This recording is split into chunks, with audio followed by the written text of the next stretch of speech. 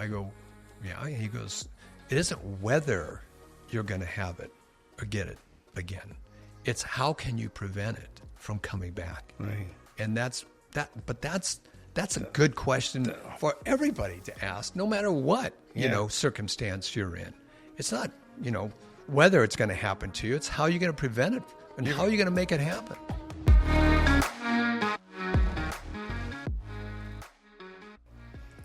Hey, everyone. Welcome back to the Make More with Matt Heslin podcast. Good morning to you. Hope you're having a great day. Today, as you know, our podcast is built upon a premise of making more of your life, making more money, making more friends, making more health, making more of your life. And part of it is how to get there. And so I've asked a very special friend who's not only a very strong public speaker, author, lecturer, and mindset coach to join us today to help us get to where we want to go. So I've brought my friend Jim Madrid in. Jim, good morning. Good morning, Matt. Hey, thanks for having me. This is fun. How you doing? I'm doing good. I'm doing really good. You look great. Thank you. Appreciate that. Jeez, where you came from and where you are now. It's been a journey. I don't do this very often, but I'm going to read a little bit of Jim's bio because it's captivating, and I think it'll help you jump into the material we're going to jump into with wholeheartedness and really grab your attention. So Jim is a friend, but he's also a renowned speaker and mindset coach with over 30 years in the field of professional and personal development. He is the author of the Amazon 5-star review book, Get Over It and Get On With It, and has written other articles that have been published by multiple outlets. Jim is also the creator of his signature programs, the 10 Principles of Entelechy, and the 7 Fundamentals of Mental Toughness, which have been instrumental in transforming lives and careers across the globe. Throughout his career, Jim has inspired and educated more than 500,000 people worldwide through his transformative workshops and keynote presentations. His audience spans from, get this, Fortune 500 companies and professional athletes to youth programs and community organizations. Jim's expertise lies in educating individuals and teams on the power of a positive mindset and the importance of creating a supportive environment to achieve success and overcome life's challenges. Jim's journey is deeply personal, and we're going to get into this today. After triumphing over stage 4 pancreatic cancer and non-small cell lung cancer within 18 months, he's become even more passionate about sharing his insights and experiences. His unique approach combines practical mindset strategies with a deep understanding of the human spirit, making his teachings relevant and impactful from all walks of life. I'm not going to read the rest of it, but that is so compelling. I mean, Jim, tell us a little bit about your bout with cancer, because what are you doing here? I mean, you shouldn't even be here. I mean, who survives pancreatic cancer? I mean, people say, hey, it's good to see you. You know what my answer is? It's good to be seen. Exactly. It's, I don't know. I have a good, strong faith. And, I woke up one morning in April 1st, no joke, of 2022, coughing up something I shouldn't be coughing up. And my wife said, that's it. I dropped about 20 pounds, and we rushed to the hospital. They did a battery of tests that night, and the next morning they came in, and, the doctor comes in, asks if he could sit at the foot of your bed. And I knew right then something was up. And he told my wife and I that it was stage 4 pancreatic cancer. It had metastasized into my liver, my lung, my sacrum. And then he left. And of course, my wife and I, we cried, hugged. And, nurse came in looking at my chart. And she said out loud, wow, I've never seen anybody with this much cancer. My wife kind of wanted to rip her face off, but I said, yeah, right. Immediately, Matt, my father had passed away in 2008 from pancreatic cancer. My uncle, his brother, passed away from pancreatic cancer. But that was back in 2008, 2009. And I know, what went in my mind right away. I don't know how, but it was, they've made so many advancements in cancer research and so on. So I looked at my wife and I said, honey, watch what I do with this. Watch what I do with this. And again, it was a choice, Matt. And I think every day we have choices, and that's my message to people. we get hit with setbacks. Right. How are you going to take it? You've gone through that too, and you inspire many, many people with your journey. Thank you. And it's a choice I think people make. I can either take it as a death sentence or an opportunity to triumph. Jim, when I got I went to, I won't tell you the institution I went to, but I went to an institution, a renowned medical center, and the guy said to me, he goes, "You've definitely got Parkinson's disease. Here's a book." And it was basically called How to Die with Dignity. And I'm like, are you fucking kidding me? I know. I'm not dying from this. Yeah. There's no way I'm dying from this. But your whole philosophy of life and all your success in sports and Fortune 500 companies and all the things you do when you do your mindset coaching has got to be driven off a positive mental attitude, right? Absolutely. Number one, and, my life has been kind of, some people would call it serendipitous. I call it God winks. To me, it's like, there was a book somebody gave me, 14, 15 years ago, and it said, there are no coincidences. Right. There are only God winks. And to me, it's like every time meeting you, right? You were a God wink. And it's like God's behind you and going, oh, okay, you're gonna like Matt. And that's how I kind of look at it. I grew up in Seattle, Washington, grew up in a not so nice neighborhood. There was 5 kids, 2 adults. So, I always say the house was so small that when we ordered a large pizza, we had to go outside and eat it. But I'm sorry for your poverty. That's all right. But I grew up in a neighborhood called Rat City, Matt. And the philosophy and the mindset of everybody around Seattle was nothing good ever comes out of White Center. So I'm very proud of that. That the same thing. Watch what I do with that, and it's kind of been my philosophy. My father was the ultimate optimist. So I really want to dig in Okay. to the how today. Okay. Because you've written so many good things, so articles and books, and so let's give the audience a perspective, the Jim Madrid perspective. Let me give you a personal story that you know very well, my audience. So my son went to J. Sarah Catholic High School. He plays soccer there at a very high level, and when he was a junior, they were in the semifinals, and they came out of PKs, penalty kicks, and he was the last one to kick, and he missed the goal. He missed the whole goal, and he was a disaster for a long time. And I remember hooking him up with you, and fast forward, Jim gets involved with JSR Boys Soccer, and along with Eric Kirch, the coach, they transformed the whole program, the mindset of the program, and they go on to the next year to become the #1 school in the nation. And my son becomes the #1 player in the nation because of. Tell us how you did it. What's let me tell you a backstory on that one. Okay. All right. Because I go up to Reagan, and he's going to be pissed son. off. Yeah, he's going to be pissed off that I said this. So, but oh well. Learn, right? And so when we were getting ready to go into PKs, I walked over to him, and I was going to give him some advice. He goes, "Oh, I got this, coach." I never used that against him to this day until right now. And my mind was, all right, you little son of a bitch. Really? You got this?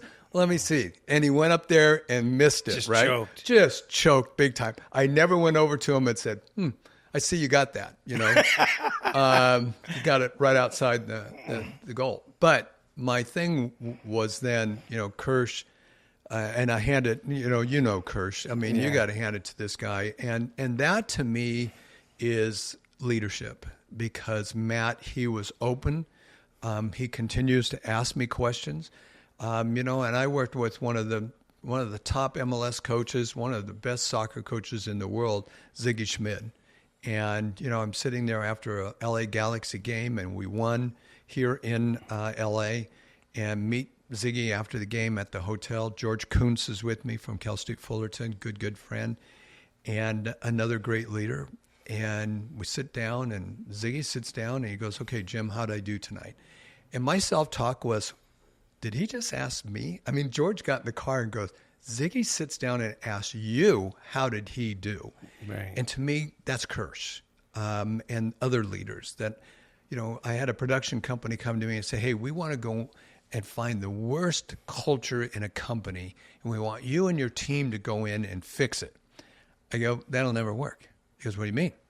I go, because somebody with a bad culture like that will never bring in anybody like me. Yeah. Not at all. Too toxic. Too toxic. And plus, they don't want to be exposed. It's my way or the highway kind of a culture.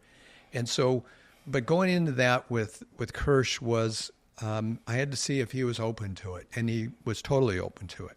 Did you know him before J. Sarah? Yeah, because I worked at that other high school up the street. Oh, yeah. With the blue uniform. Nameless. Right. And it was really funny because that year they didn't call on me. I'm a free agent. So I did a little thing with the boys, a little exercise I do. And when we played that other team, the head coach came over to Kirsch and said, looked down and saw some of the same stuff. And he goes, wait a minute. Kirsch goes, yeah, you didn't get him. I got him. So it's awesome. Yeah, it was pretty cool. So So let's just talk about that for a second. What are some of the mindset barriers to people working with you and working your program? What are some of the biggest barriers? I think the biggest barrier is self-esteem. Yeah. Come on. You get feedback from your wife. I get feedback from my wife. You should have done this. Why did you say that, right? And it stings, doesn't it, man? Oh, of course. Of course it stings. And we want to go, yeah, but. Right? Yeah. And I learned a long time ago from my mentor, Lou Tice, that yeah's to shut you up and buts to change the subject, So it's like there's no yeah buts. And but that's the first thing that runs through your mind. I gave a talk. Darcy, my wife, was in the audience. We're on the ride home. She's heard me a million times. And she said, you didn't have to say it that way. And my first thing I wanted to say was, yeah, but. And I just shut up and took it. And that's where I think a lot of leaders don't want to hear that. Feedback is the breakfast of champions, and Kirsch was open to all of that. Jim, so what's the secret sauce in all your programs? I mean, there's got to be like a thematic principle or principles that you follow. Yeah. And I think the first thing that there is trust. I learned a long time ago from my father and from Mr. Tice, be authentic, be yourself. Don't try and be anything other than be yourself. And I think it's the first step. And if I don't have that relationship with a team or a leadership or a coach, then it's not going to work. If right. They don't trust me, and if I can't build that trust, you trust me with your son. Absolutely. That was the first step. And then you trust me with what I threw at him, what I threw at you, and your wife about what I'm doing with him, and you concurred, right? Yeah. So the second thing is that, I think we've all been told you got to believe in yourself. Everybody's been told you got to visualize, you got to set goals. Years ago when I was a single father with my two oldest boys, they're twins, and came home from school, had invited in by the teacher, and she said, your boys just don't study hard enough. They need to study.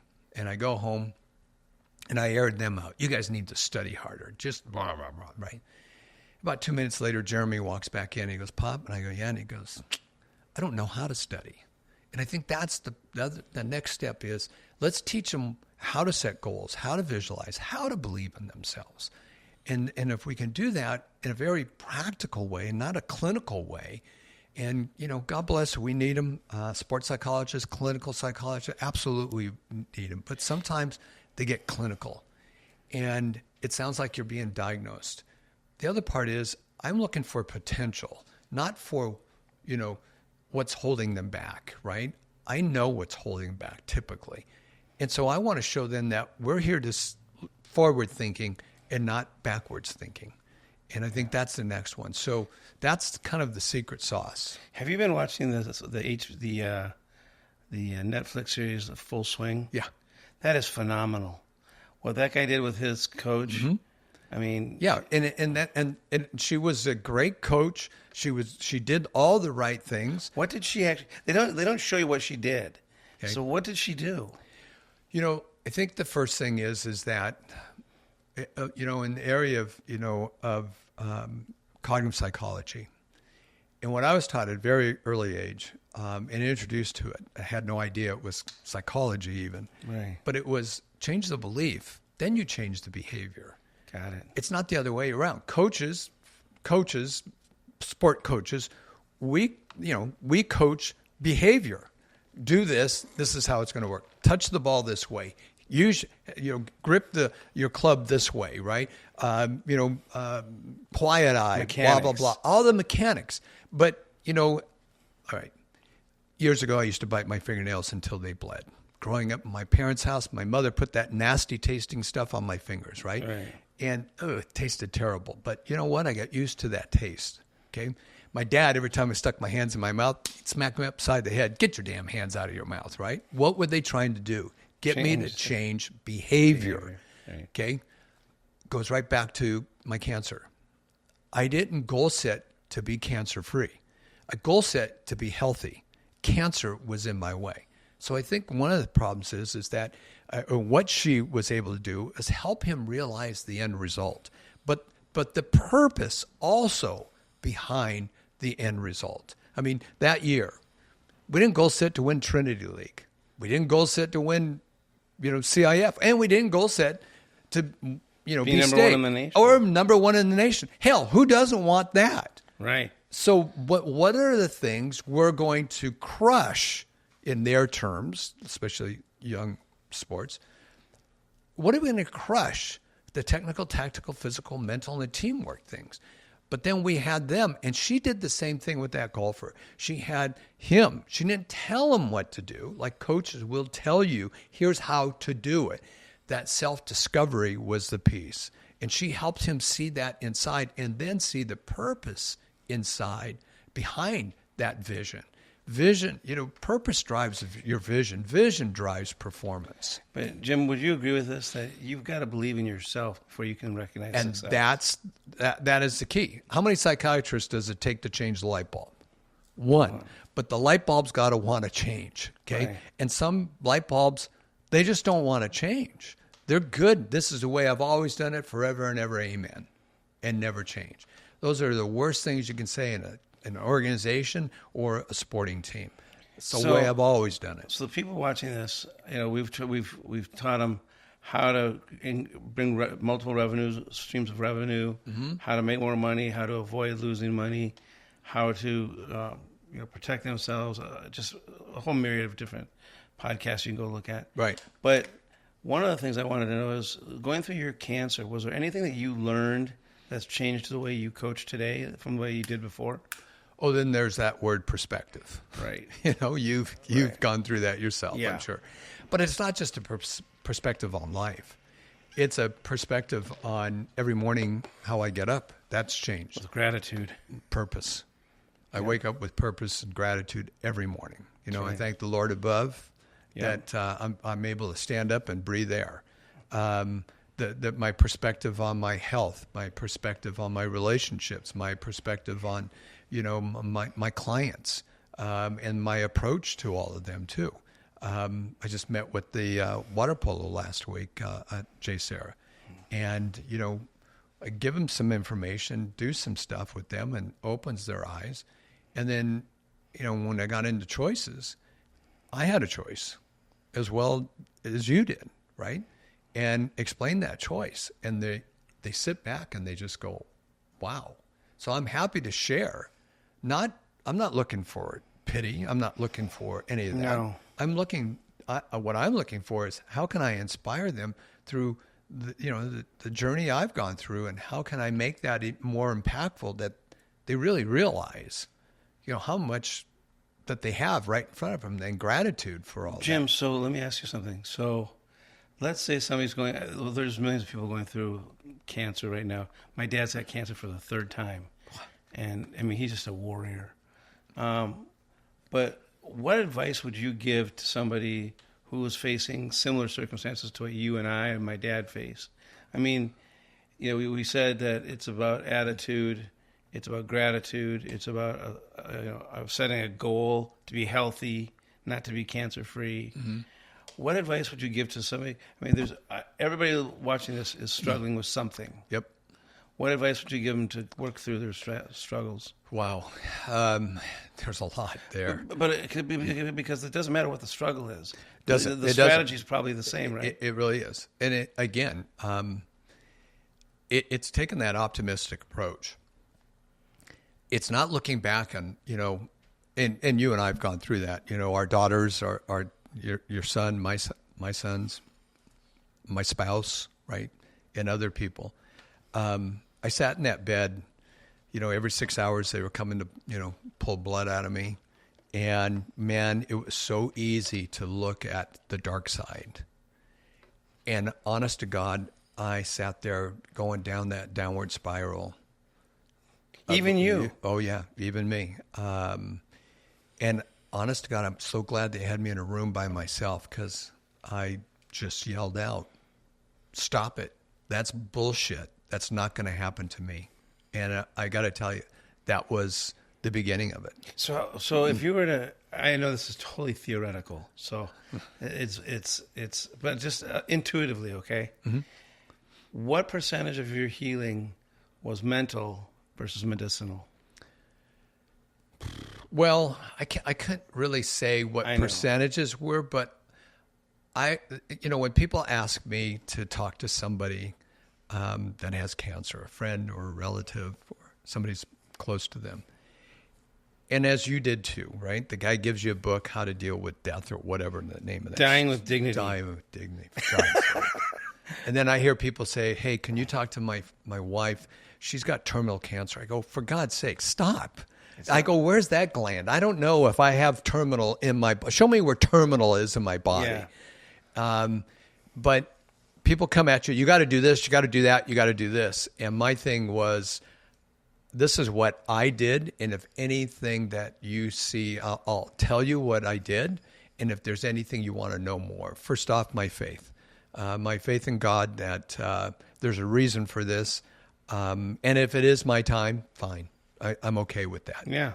You lived a good life. Somebody asked me, are you okay with dying? I said, yeah, but not right now. Yeah. And then the other part was mindset. It was my mindset towards my faith. It was my mindset to, my family, the support, because you have to realize for 2.5 months, I had no medicine. I saw five oncologists. There was no medicine. Why is that? Because I just went through, I wanted to make sure what I was dealing with. So you're burning the clock. I was. That clock is burning. And but to me, it wasn't burning any clock. To me, it was, I'm going to find the right oncologist. I'm going to find the right company, the right hospital, the right so on. And you understand, my CAV count from my pancreas, the first 2 biopsies showed that anything over 37 from your pancreas in that count is you've got cancer. Matt, mine was 40,000 plus. Wow. And within 2.5 months, and this is documented, within 2.5 months, it was reduced by over 50%. So what do you attribute that to? Okay, a couple of things. 1, my faith. 2, my mindset. 3, family and friends. I mean, all of the whole soccer team, everybody, the environment. And that's a big thing. Like you said in my bio, the environment that I was in, I didn't have positivity. Absolutely. My daughter, who's all into all the holistic stuff, she had sound bowls. We had candles. She went out and got crystals. My son Jamie came down with his girlfriend from Seattle, and she's a yoga master. She gave me and read while I would mindfulness of Yoga Nidra. A buddy of mine, though, did this, and this is pretty big. He shows up. I came home on a Tuesday. Thursday, my good friend, Jim Heslin, shows up with this machine, and it's a electromagnetic machine. And I'm not here to sell electromagnetic machines, but for me, it was my belief and my mindset towards that. Jim said this to me: there's no downside to this. What it does is there's a mat and a tube, and it shoots electromagnetic, and it stimulates your blood cells. And that to me, but it was a visualization that I had that while I was on that mat, it was the Yoga Nidra, which is a mindfulness, session, and it's a total body scan. And I'm telling you, I went to work on that. I would get up and I'd be laying on that bed, on that pad, and it was laid out in my in our living room, and I would just visualize that those protons being shot into me were just, eating it, just destroying it, completely destroying it.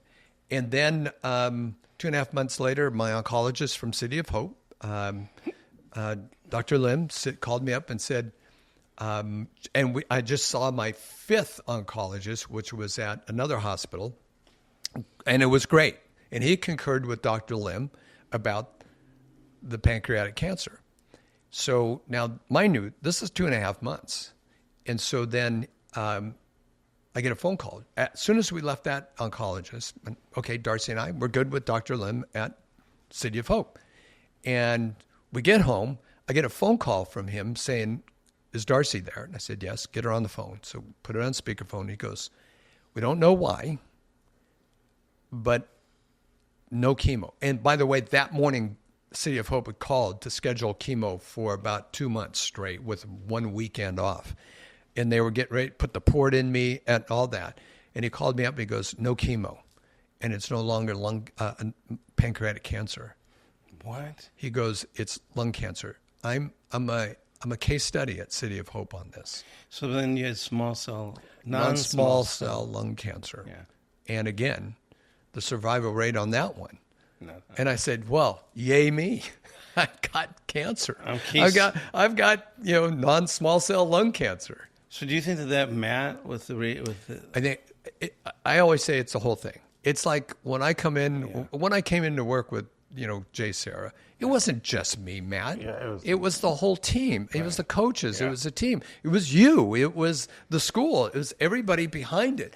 I just play a piece, and that Matt played a piece. My oncology, City of Hope, plays a piece. My faith plays a piece. So basically, God brought everything together. God brought everything together, and I got to tell you, it is, in my perspective on faith right now, has completely changed. I mean, I went through Catholic high school, Catholic elementary, grade school, middle school. I went through all that. I had the catechism. Do this, you're going to go to hell. Do that, you're going to go to hell. And then in 1991, I went to Mass in Des Moines, Washington, and I heard this priest, Father Bob Spitzer, Robert Spitzer. Oh, sure. And Bob's, we got to know each other, and he's one of my mentors. He comes over to my house every once in a while for dinner. Brilliant guy. Brilliant. It is, wow. He's incredible. But he said, I heard him in that Mass say, what a crazy way to run your life, outrunning the fires of hell, looking at your rear end. And what a great idea. And so he talked about, freedom from the fires of hell or freedom for the heavenly, for heaven. And I'd rather leave my life where I want to go instead of where I don't want to go. Right. And I think so many people are saying, well, I don't want to have this happen to me. I'm fear. What if I fail? What if I do this? And mine's always that forward thinking. And Father Bob, he's blessed me so many times. And Father Spitzer's universe. Oh my gosh, I got a bobblehead in my house of Father Bob. So I was on the board of Jay Sarah with him. Yeah. And what an amazing man. He is a man of great faith, great intellect. And let me tell you another story about him. So last year, about this time, I had about 2.5 centimeters left in my lung. And so then they were going to do radiation. So I go in, City of Hope, meet the radiologist, Dr. Lee, incredible man. And I said, okay, at the end, what's the end result? He says, well, after 10 days of radiation, we're going to eradicate it. I'm like, great. I go, then can I get off this medication? And I'm on, a daily pill. And he goes, no. That's to keep it from coming back. All right, so I did that night. I'm flipping and flopping in bed. Darcy goes, what's wrong? Me. And I go, what if it comes back? We hear the stories. He beat it, and then it came back with a vengeance, and that was going through my mind. She goes, you need to call Father Bob. So I called him up. He says, come on over. So I go over. We have lunch, and I told him that. He goes, Jim, you're asking the wrong question. I go, yeah. He goes, it isn't whether you're going to have it or get it again. It's how can you prevent it from coming back. Right. And that's That's a good question for everybody to ask, no matter what, circumstance you're in. It's not, whether it's going to happen to you. It's how you're going to prevent it and how you're going to make it happen. Well, and so Father Spitzer he's just a godsend. God wink. Yeah. He's a God wink for sure. For sure. His book, the Finding True Happiness, it's finally a book that everybody can read. Yeah, most of his are so intellectual. But the 10 principles, the original of Intellicum, and by the way, I commend you for understanding that word. He gave me that word when I created that curriculum back in 1996. And principle... it's basically realization of potential. Right, exactly. And so we all have that. We all are a ball of Intellicum. Right. And the principle number 10, the last one, is finding true happiness. And it's all built around the 4 levels of happiness that Bob taught me many, many years ago. Your faith played a huge part in your healing. If I was to say one thing for myself, I've got Parkinson's. I'm not shaking. I know. Jim, yesterday I worked out. I'm throwing around 80-pound dumbbells. I'm throwing around huge weights.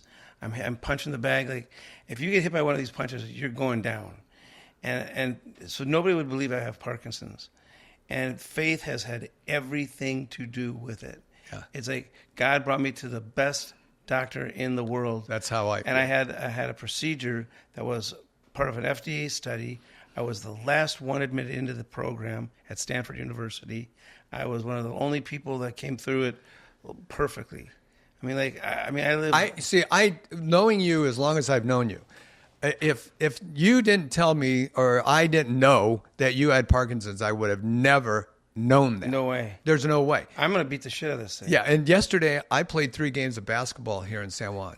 Isn't that great? Yeah. I play pickleball. Well, come on, let's go do that. I'll kick your ass in that too. Jim, don't get out of your range. I may be interviewing you, but you're getting out of your range now. No, okay, all right, got it. All right, it's your program. All right, I'll let you have the top end. Yeah. Shut the fuck up. I love you, Matt. I love you too. There's got to be lessons you took away. Because you went in with faith. There had to be lessons that you took away from that you can incorporate it into your teachings and your speeches and your books and your all that you're doing. It's all about mindset. That's my new book that I'm currently writing. It's all about mindset. That's your new book? That's the new one coming out. We're about halfway through it. We're right now interviewing different literary agents, looking for a publisher, of course. The first book I published was self-published.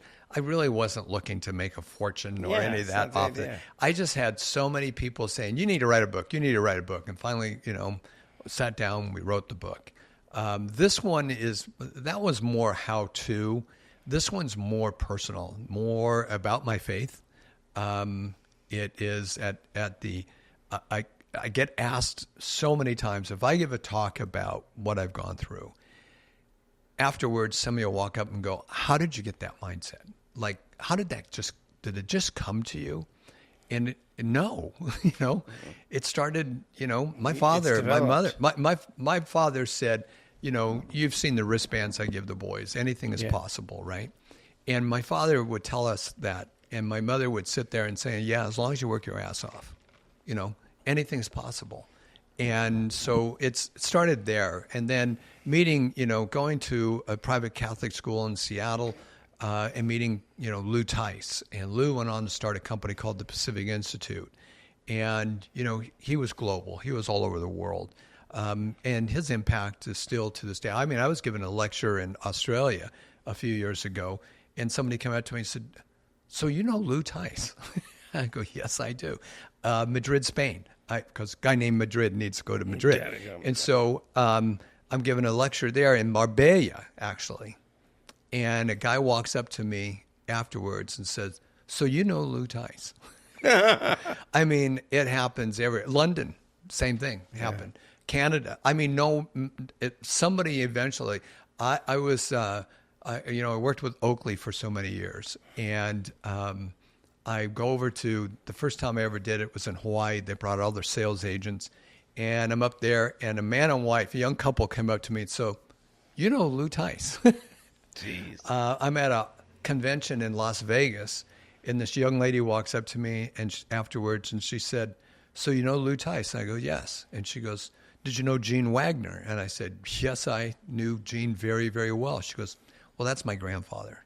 And I said, "You got to be kidding." Gene was, he created a lot of content for Lou also. Incredible human being, God rest his soul. And she goes, "Yeah, I used to go to the Christmas parties at Lou Tice's house in Seattle." I go, "Wait, what?" And Renee Wagner works for Grand Pacific Resorts, one of my clients here in Southern California. So, wow, a lot of things to unpack there.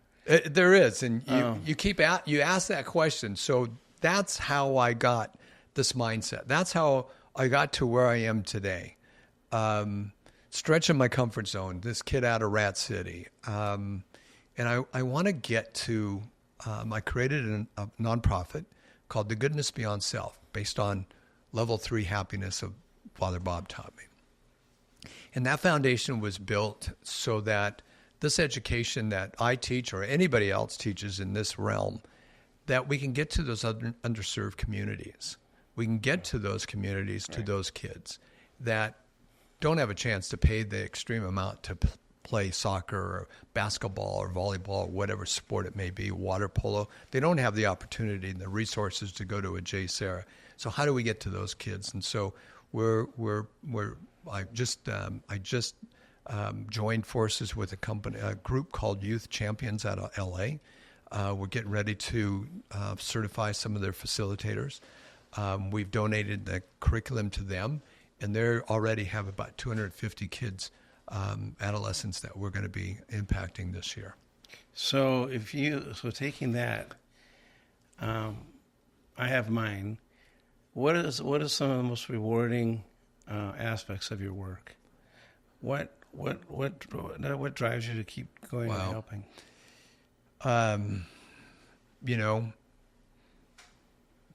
Reagan's one. To see what he accomplished that year was pretty impactful for me. I mean, that picture that you have and I have, and that Coral sent me for Christmas. Yeah. That sits in my office, and I look at that picture of that young man and I, and he represents thousands of thousands. 1998, I worked with UCI men's basketball team, and there was a young man on that team, and African American, way out of his element there, from South Carolina, fatherless, mother worked in, she collected garbage, had a younger sister. I had to sneak him off campus to take him to dinners, bring him to my house. Became very good friends with my older. He called me Pop. And he went on to back to South Carolina and got his real estate license, got married, had 5 kids. They called me grandfather. He opened up a little market in downtown. I forget what city it was in, and he'd let us log on to the security camera. So we'd sit there, and the customer comes in. I go, "Buy that guy a Baby Ruth." So he could hear you? And the guy goes, and he would say, "My pops want me to buy you a Baby Ruth. This is on my pops," Oh. And then he caught some sort of weird disease and was gone in a month. Ate him alive. To what he was able to do and what he did with his kids, to those Christmas cards I get, Matt, to the cards I get saying, "Mr. Madrid, I just want to tell you, blah, blah, blah." That's what it's all about. Interesting. Do you, so my dad's got cancer, and because of what you've shared with me, I've been sending him to the City of Hope. Mm-hmm. And I understand they're one of the best groups out there. I hear so many stories, and nothing against all these other hospitals and stuff. The things that I love, that the impact that we've made. I've got a client, well, they're good friends. In fact, I'm the godfather to their daughter. She went through, and her husband went through my program in 1999, 98. 96. And her kids are now teenagers. One's in college, the boy is, and teaching them about affirmations and positive self-talk. She would send me, a picture of their affirmations next to their bed, and that she would read those to them before they went to bed at night and first thing in the morning. And, so that legacy is continuing to move on. And my legacy is not my legacy. It's the legacy that Lou Tice taught me many, many years ago. And to a lot of us that, there's so much more out there. And in the world we live in today and society that we live in today, it's so driven by social media. In fact, this year we instituted, there was the boys soccer team for the season. We'd like to do it forever, but we announced it at the parent meeting too the other night, and we got an applause by it. But there is no social media for the boys soccer team and for the boys water polo teams. There's no social media allowed during the season. So we're looking at no distractions. Meaning the boys can't go on Facebook? Nope. None of that stuff. No, Instagram, nothing. That's great, Jim. Yeah, nothing. And if I can push that movement to beyond that, people just get off that. What are the expected results of that? There is huge results of that. The benefits to that are more social communication, enhanced, performance, more focus. It's just a distraction. In post-COVID, suicide rate in teenage girls has gone up 42%. Post-COVID. Yeah. So how do we, what's going on? And we can, science, not me, but the research is there, and I can give you the whole list of all that. The research is there of what's going on, especially in social media. It's playing the comparison game, the fear of FOMO. losing out, of missing out, all of that stuff. Jealousy, all of that stuff. And, if you can look behind the curtain, that's all bullshit. It's all bullshit. It's all bullshit. People put their big happy faces on Facebook. My life is perfect. Right. And, it's all bullshit because everybody's struggling with something. Yeah. A family member or something, some financially, everybody's struggling. I don't need to put on there. I use it. And if you've seen my posts, they're all something positive. Years ago, this was pre-COVID. And I had a cousin, a relative. And I know him really well. And this was during 2016, and all this stuff was coming out about politics and stuff. And he would get on there and just be as negative can be. And I finally said, I told Devin, my daughter, I said, watch this. I'm going to respond, and I'm going to prove to you that misery loves company. And so I posted up and I said, Danny, post something positive. That's more like you. That's all I said, Matt. That's all I said. Some guy got on there in a paragraph, called me a fucking moron, doesn't even know me. Jeez. And he's calling me a moron. He's calling me all kinds of names and everything else. And Devin and I looked at it, I go, wow. And it just trailed down. But, it's interesting. When I post something positive, it's interesting how many more I get now. Sure. And wow, what if we all just said, hey, if you're going to use social media, post something that's inspirational, post something that's positive, that's, not anything that you've been rewarded with or anything. It's just like, come on, can't we just find some good stuff to put on there, right? Yeah. Put a smile on your face. Exactly. Wake up today with gratitude. Wake up today with purpose. It's like if you can help 10 people a day, and I just mean simple stuff like opening a door, complimenting them, whatever. You know what? It's really it's exponential. It is. And I had I got a call from a lady, actually her publicist. I won't name.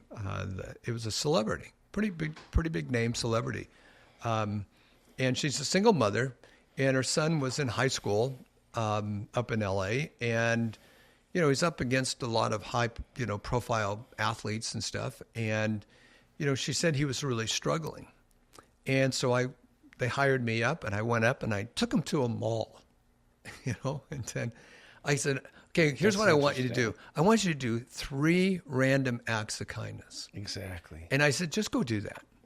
And so I said, and it's not, one, you can open up a door for somebody.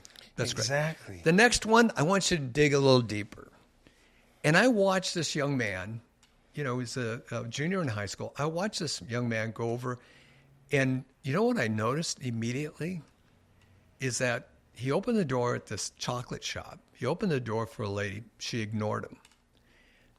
And so he just sat there, and he went like this. And I said, and so then the next one, a little lady walks through, and she stopped, and she looked at him, and she said, well, thank you, young man. Chivalry's I not haven't dead. done that. Yes, I haven't done that. Somebody hasn't done that for me in a long, long time. And that is so great. I mean, she just sat there and praised him, and he went like this.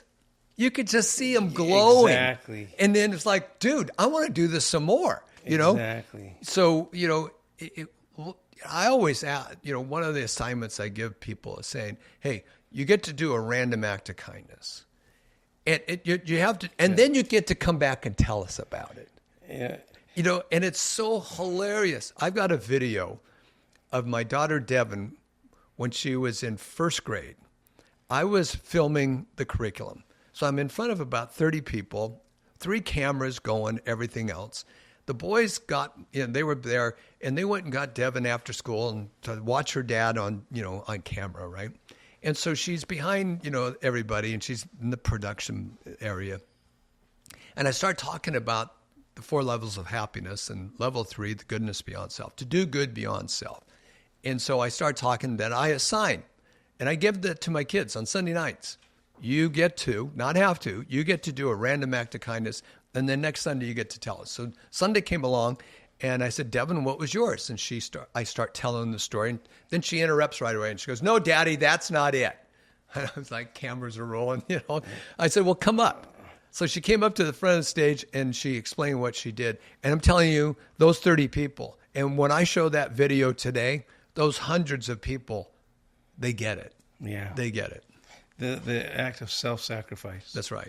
What's so great is like I wake up every morning, I spend the first 15 minutes in bed giving God thanks for all my. I know it sounds crazy. Like, God, thank you for Parkinson's and not Lou Gehrig's disease. Yeah. Thank you for this challenge, but not that challenge. Right. Because whatever you got, it could always be worse. Right. Exactly. And so the attitude of gratitude, I think, is so powerful. We've got to teach our children that. Yep. And we've got to teach our children that anything is possible, and that's what you're teaching them. Anything is possible if you put your mind to it. And you go work at it. I mean, it's just, it's such a beautiful thing that if you're giving your life away, God says if you try to save your life, you'll lose it. But if you give your life away every day, you'll save it. Right. And what's so beautiful, what you're doing, is that you're giving your life away. It's like, we're only here for a finite amount of time, and then we're gone. Yep. And it's like, how big of an impact in the world can you make? And my family foundation exists to help the poorest people on the planet, build villages, help people with Parkinson's, help missionaries around the world preach the gospel, And then personally, it's like I have to do 10 random acts of kindness every day because I'm thinking to myself, okay, I've got probably 30 years left, and if I got 30 years left at 365 days, right? That's 10,000 days times 10 random acts of kindness. I mean, I love it. Think how exponential that is. It's huge. It's huge. And it's an impact. And so we're doing this podcast, you and I, to help other people. That's You're right. not getting paid. I'm not getting paid. No. We're here to help other Wait a people. minute, I'm not getting paid? Brittany, you said I was getting paid. Brittany, and there goes my daughter off the set. But, this is fun to do because we get to talk to really smart people like you and people who can help other people. Is there anything, in our remaining time here, is there anything that you would tell the folks out there that are struggling? I mean, people are struggling financially right now. People are struggling with health issues. Anything that you can share with them that help them get the right perspective to win? Yeah. Put your faith in God first. And then also, look at what you want to make happen, what you want. And then look at purpose. I think there's so much behind that. I mean, living a purposeful life, as Pastor, wrote that book on that. Oh, Rick Warren? Rick Warren, yeah. And Purpose-driven life. But purpose-driven life. And by the way, on the day that Lou had passed away, Lou Tice did, Rick Warren called him up called his wife up, Diane, said, I wouldn't be where I am today if it wasn't for Lou. Really? Yeah, Lou was pretty impactful. Lou was Pete Carroll's mental coach all through the USC days and until 2012 when Lou passed away. But I think that having that faith in God, that God will get you through it. It's been my faith that has got me through to where I am today and where I'm going tomorrow.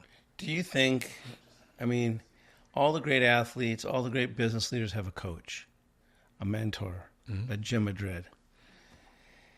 So the average person doesn't need to pay for those services. They can find somebody that has, say Burger King, McDonald's, right? Mm-hmm. McDonald's built the burger machine and Burger King just copied it. Mm-hmm. It's like, if you want to succeed in whatever you're doing today, what you can do is, if you can't afford a personal coach, is follow a mentor that's traveled the path that you want to travel. Right. Right? Yeah. I think there's, and look for these three levels of credibility, okay? Number one is, do they do what you do? Right. If they haven't, the next one is, and that still doesn't make them bad. The next one is, have you ever coached anyone like me to success? Right. And even if they haven't done that, do you have world-class knowledge about what you're talking about? Right. But if you got all three, you got some good credibility. Right. And I think that, when I go into organizations, I worked with Caterpillar. What the hell do I know about building large engines, right? Yeah. I'm in their large engine center. I'm up on the top floor overlooking the whole,